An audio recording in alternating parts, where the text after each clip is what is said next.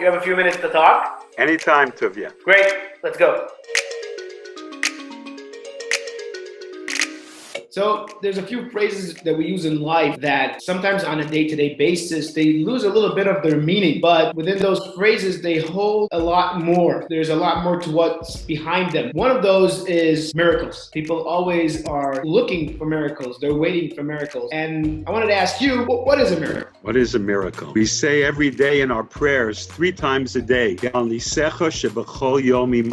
miracles are with us all the time, every day, but we don't always see them. They are there all the time. What is a miracle? I once asked my father to explain to me what is a miracle. And he said to me, King David says in Psalms, Natata l'reyecha nes lehitnoses. You gave to those who fear you a banner raised high. Miracle is a banner, it's a flag. And you have to go to the Hebrew to understand what does that mean. In English, I don't know where the word miracle comes from, but in Hebrew, it comes from the word nes is a flag. The word nisayon, which means trial, a test, an experience, comes from the word nes, meaning miracle. Now, what does that mean? Raise a banner, a flag. When there's victory, you take the flag and you raise it to full mast. You herald the flag. God forbid in tragedy or defeat, you lower that flag to half mast. So a flag represents both victory and defeat, which is very interesting because victory can sometimes lead to defeat and defeat can sometimes lead to victory. For example, a child in school takes a test and gets a lousy mark, a terrible mark. He didn't study. And he realizes that if he wants to get a good mark, he has to study the next time. So for the next test, he studies, and that defeat, the first time when he got a bad mark and failed, leads to a victory the second time he gets a great mark. And it can happen the opposite way as well. For example, the 6-Day War was a tremendous victory. The whole world was amazed at Israel's lightning victory of 6 days. But because we got very confident in ourselves, and even the head of the army said the next war is going to be 6 hours, not 6 days. And that great victory led to defeat and eventually to the Yom Kippur War where we weren't prepared. The same flag that shows victory can show defeat, and the same flag that shows defeat can also show victory. So what is a miracle? A nes. A nes is an experience, something that happens. But it's not only the thing that happens, it's what you do with it. If you understand that an incident happened in your life, a nisayon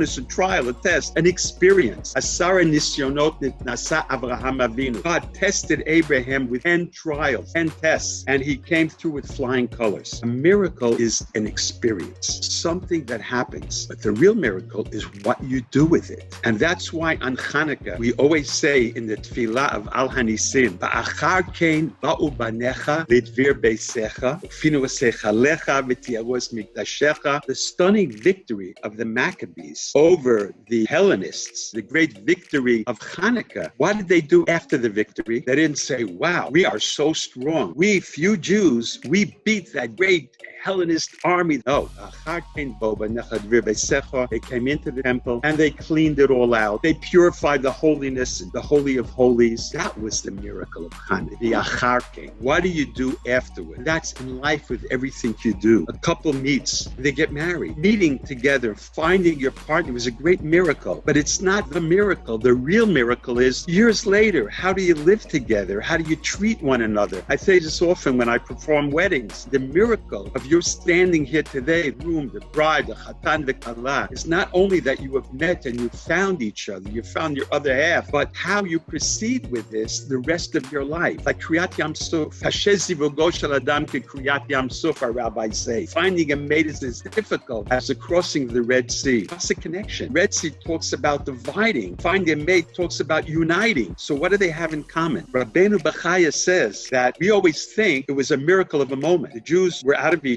They were about to cross the sea, running away from the Egyptians who were chasing after them. And at that moment, God performed a miracle. Rabbeinu Bachaya says a very interesting thing. He says, no, it wasn't a miracle of a moment. Every step that they took in the sea as they crossed was a miracle by itself. Each psiyah, each one was a miracle because he says God didn't split the entire sea open. He opened up a little bit, he split. And each time they walked, it opened more and more and more. So it wasn't a moment of a miracle. So it was many, many moments of miracles. And I say often to young couples, that's what life is. The fact that you find each other is a miracle, but it's not a miracle of a moment. It's a miracle that will go with you your entire life, will escort you your entire life out. And every moment of life is a miracle. The question is, when an experience like this happens to us, what do we do with it? And if we learn from it and we say, God just gave me an experience, He gave me a trial or whatever, what do I have to learn from this? When I realize that, then it really becomes a tremendous miracle. And it's a miracle that can escort us our entire life. And then, if you understand that, then it becomes Nisim v'niflois, miracle of miracles, wonder of wonders. There's the famous Ramban that says the miracles are always done b'derech hateva. You mentioned Anisecha shebechol yom imanu, which is in davening, we thank Hashem for the miracles that happen every single day. One of the things we have to remember is that miracles aren't necessarily the Disney-style miracles. The miracles we're talking about are very often day-to-day natural causes that happen. For each one of us, it's a miracle. For each one of us, it's something special that happens, and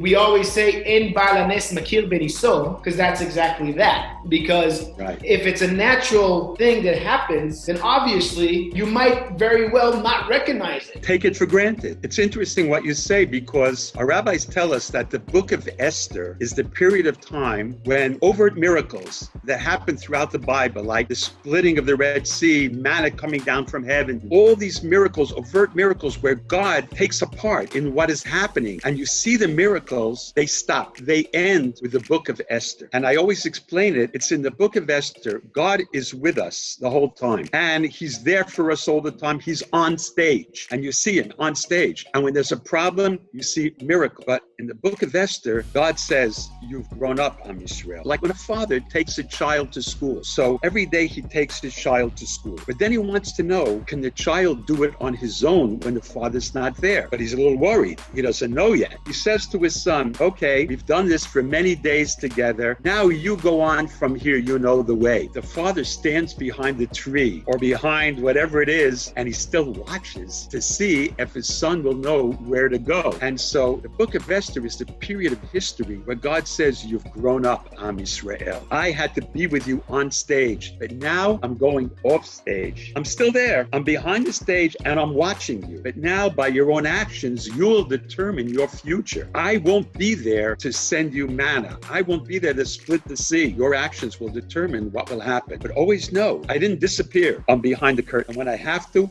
I will intervene. So you're right. Miracles are natural events. They're not unnatural events. They're things that happen every day, our rabbis say. But we have to realize that when these events or these experiences happen to us, God is saying something to us, and we have to learn from that. Very true. Very true. It sounds like there's another topic we should talk about next time. There's a song. God is watching us. God is watching us from a distance. We'll talk again, please, God. Okay. As always, looking forward, and always a pleasure to talk with you, Tuvia. Great. Thank you very much, and we'll be in touch. We'll talk.